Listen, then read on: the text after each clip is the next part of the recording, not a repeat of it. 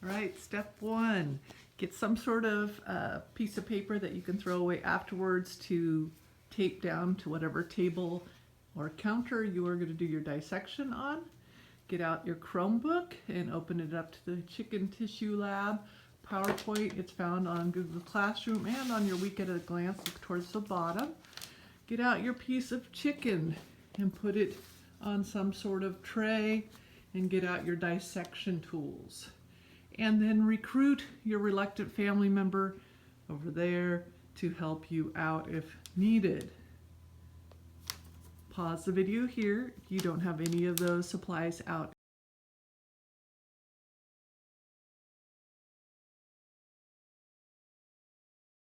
Be this white. So Emma has discovered the hyaline cartilage that's at the end of the bones, of long bones, and it's shiny and glassy in appearance.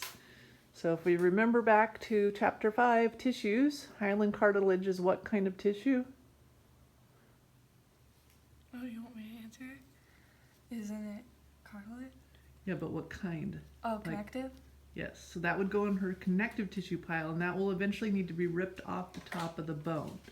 It feels like it's attached, but it is not.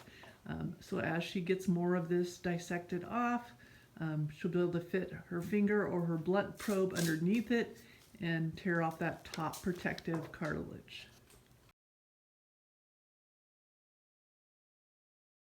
So a couple of observations while she was doing this. She broke, which is fine, your little fibula. So on the chicken, it's really tiny. The fibula fibs, meaning it doesn't really do much to support your weight.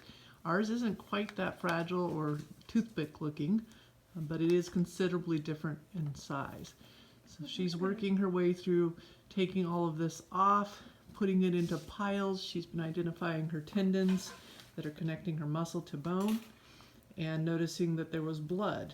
So blood again is a connective tissue as well, and it's where our bones are where we make our blood.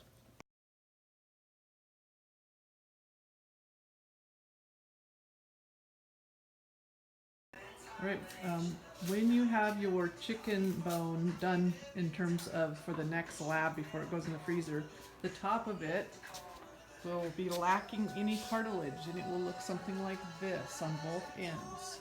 And then it will go in the freezer until the next lab. But it should not look like the other end. It still has the cartilage on the top. So that has to be pulled off.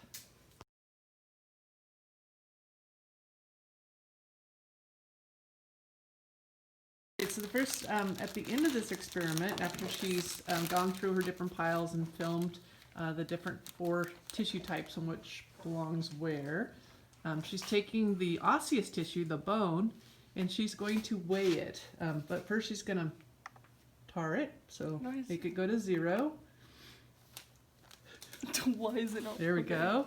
And then she's going to record this weight in grams right onto the Ziploc bag that she will put it into and store it in the freezer until we get to our bone tissue lab.